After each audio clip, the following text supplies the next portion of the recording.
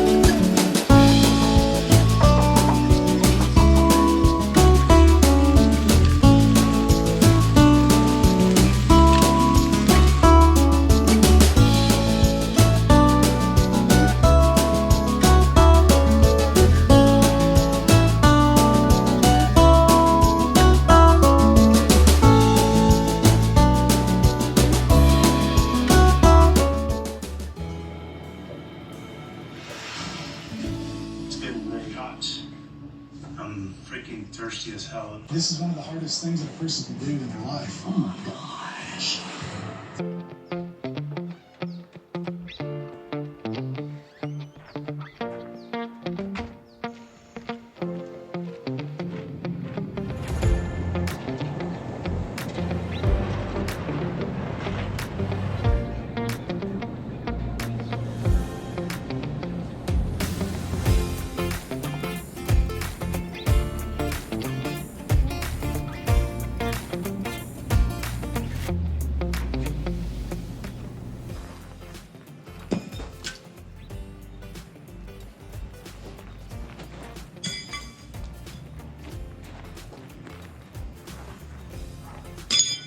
Ooh.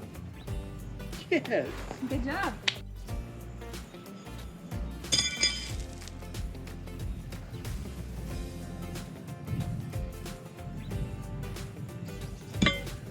Nice.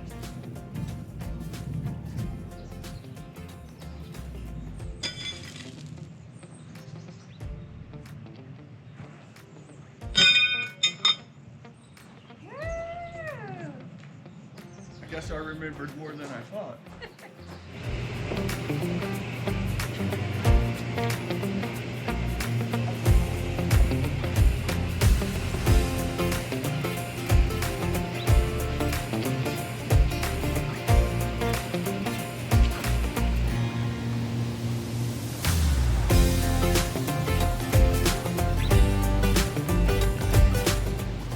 We got the call. The Jeep is ready. After all the waiting and anticipation, it's finally time. Fresh gears, new strength, and adventure calling louder than ever.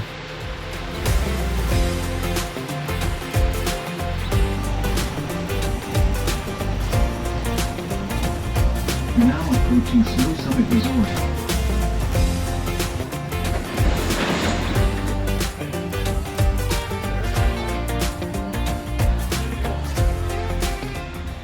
Let's get the keys, hit the road, and head for the mountains. Because right now, the trails are waiting, and so are we.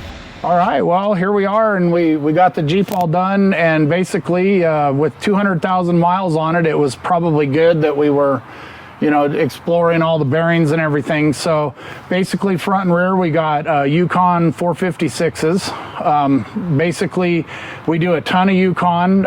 Yukon is one of the few companies that actually has a training certification class, and I was in the first 10 people that did that class, so that's pretty cool.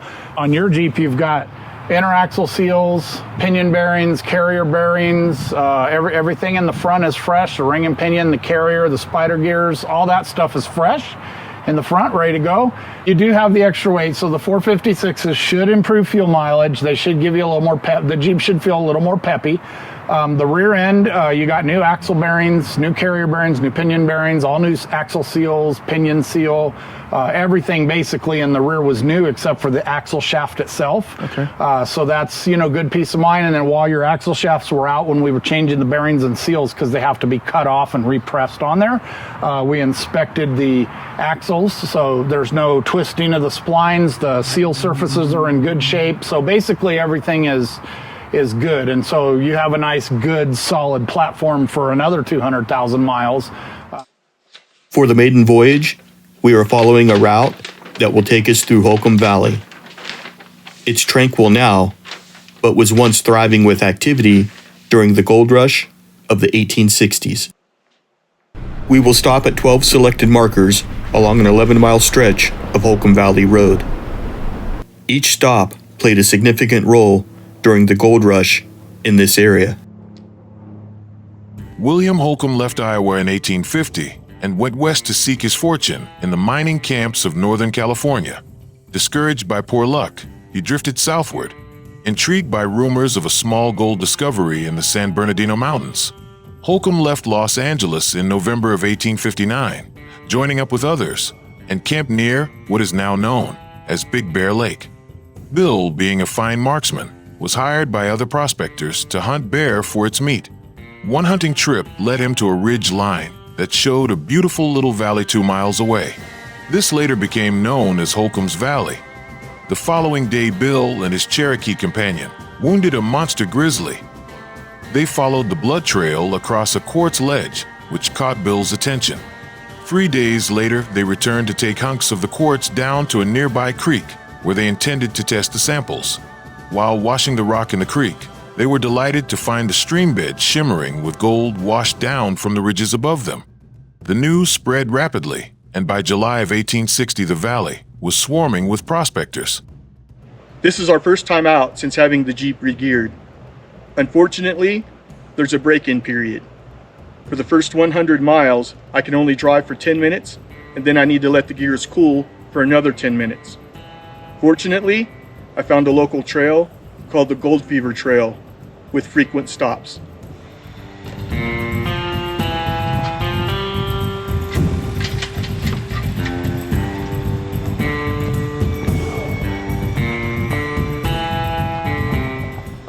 Placer mining is a simple technique where gold is separated from sand or gravel with water. The miners worked the ground at this site down to bedrock. Once pay dirt was found, it was transported by horse and cart or in sacks on burros' backs to be sluiced in the rockers. These crude gravel washers were located near hand-built earthen snow ponds where runoff supplied the water they needed. The mounds, or tailings, you see are the dirt and rocks removed from the mine after it was worked for gold. The prospectors were in search of the mother lode, the source of the gold, which has never been found.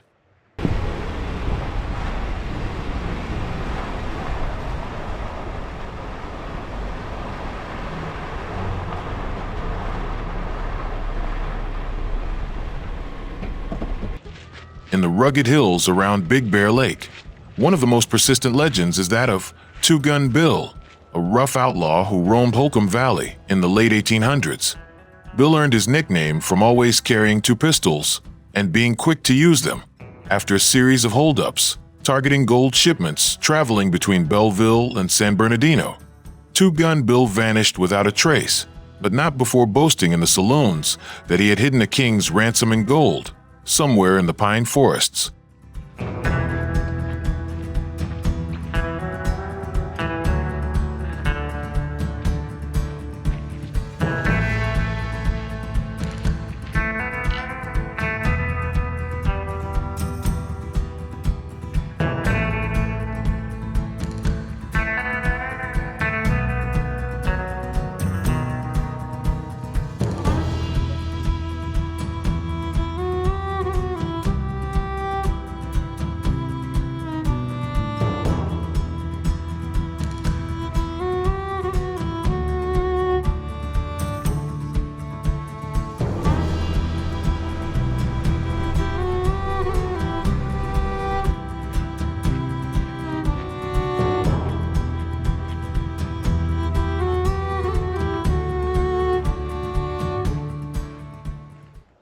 Located in the center of activity was a high piece of ground known as Chinaman's Knoll.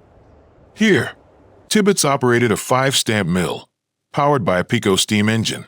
Heavy iron heads rose and fell rhythmically, pulverizing gold ore from the John Bull mines. The sand mounds you see are from the old tailings. As miners and prospectors came to seek their fortune, outlaws, claim jumpers, gamblers, and other troublemakers followed close behind. An estimated 50 murders were committed in the first 2 years of Holcomb Valley being discovered. Some outlaws evaded justice, but those who didn't met their maker on the hangman's tree. For many years, this juniper tree was mistaken to be the famous hangman's tree, the symbol of law and justice in the turbulent Holcomb Valley. The original hangman's tree is now believed to be a stump 100 feet east of Belleville Cabin. Nevertheless, you can look up and imagine the scene when as many as 4 outlaws were hung at once from the branches of a large tree. Where to next? So we're going to go another 0.3 miles to site number 6, the original gold diggings. 0.3 miles, site 6, the original gold diggings.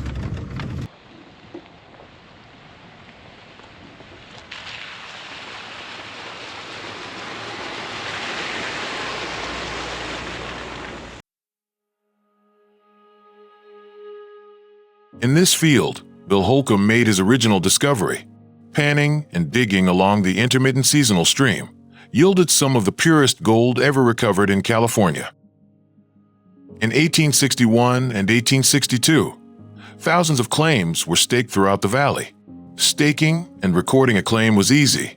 Protecting it from someone else was often a more difficult task. One old claim paper said, "Joe Brown takes this ground. Claimed jumpers will be shot." The largest gathering of prospectors settled east of the original discovery, in a rich, flat meadow. Inevitably, a town sprung up, and Holcomb's memoirs tell of saloons, gambling dens, and bagnios of the lowest kind. On the outskirts of the haphazard town, earthen dugouts and hastily built shacks were thrown together by the miners. In 1861, at the peak of the gold rush, 1,500 people lived in Holcomb Valley, and Belleville missed, taking the county seat from San Bernardino by a mere 2 votes. The population was typical of a mining town, with good men and industrious workers, balanced by degenerates and professional lawbreakers.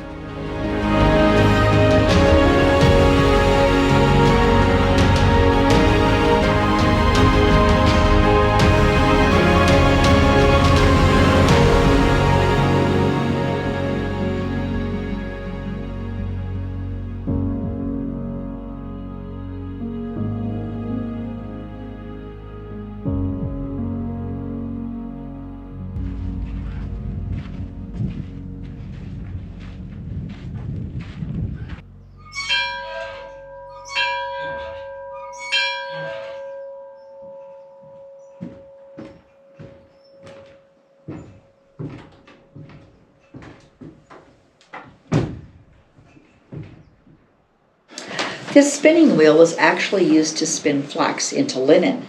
They said that the one that's used to make cotton is actually quite a bit smaller than this.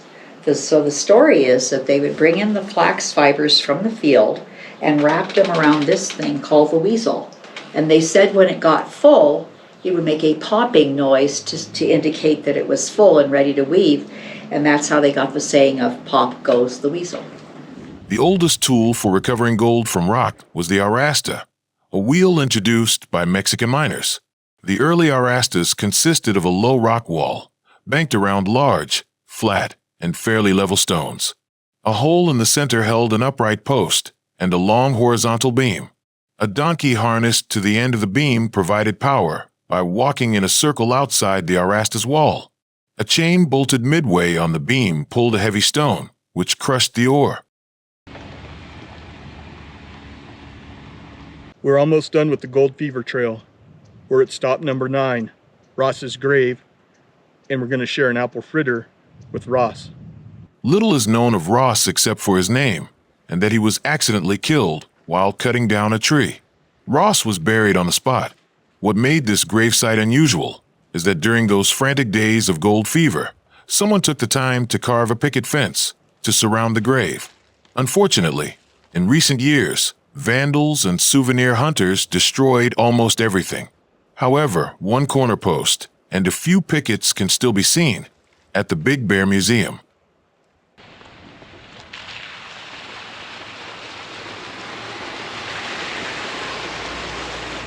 There is much speculation and curiosity about the tiny log cabin, which had a height of 6 feet at the roof peak and a door barely more than 4 feet tall. Was the roof put on before the walls got completed because winter was quickly approaching? Was the job rushed so the owner could head to the nearest stream to start panning? Or was the builder simply short of stature? We will probably never know because fire destroyed the cabin in November of 1983.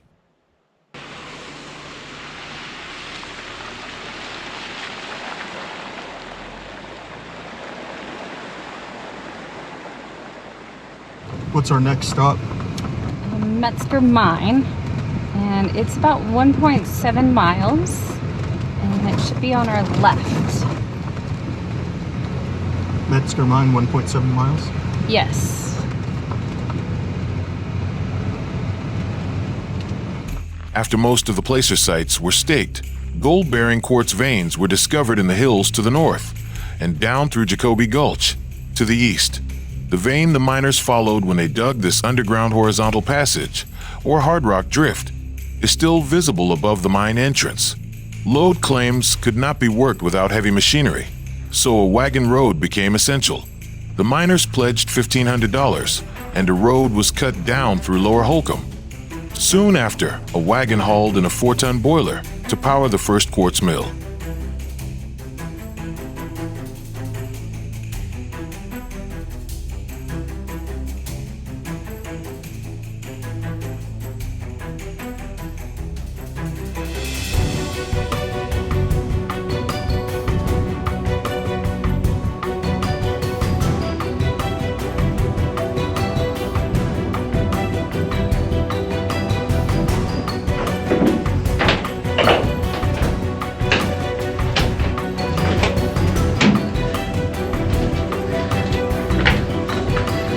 I didn't find any gold, but I brought my own.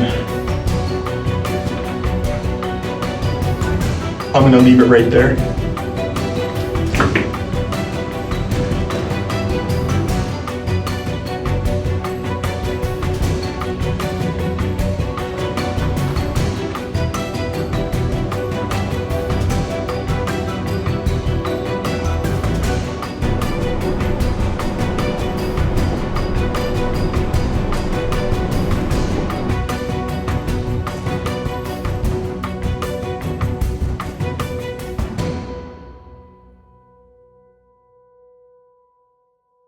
The last major gold discovery occurred in 1873, when Barney and Charlie Carter were en route to the Rose Mine. While camped on the north shore of Baldwin Lake, Barney went to inspect the shiny stuff in the quartz ledge immediately above their camp. His brief exploration led to a mountain of gold ore. Lucky Baldwin purchased Quartz Hill from the Carters for $30,000. By 1876, Baldwin had 180 men working his mine, and a 40-stamp mill was in place. The concrete footings can be seen to the west. The site of a large mill and cyanide processing plant was added in 1899, and the mill was in operation as late as 1923. In the fall of 1875, William Holcomb returned once more to the valley, a visit inspired by sentimentality and curiosity. Bill witnessed the death throes of the mining camps, the final and futile search for more gold. Before long, nature would creep back, reclaiming the land. The clapboard villages were abandoned, leaving only decaying ghost towns. Holcomb could never have guessed that when he shouldered his rifle to hunt bear in 1860, he would precipitate the largest gold rush in Southern California. This marks the end of the Gold Fever Trail.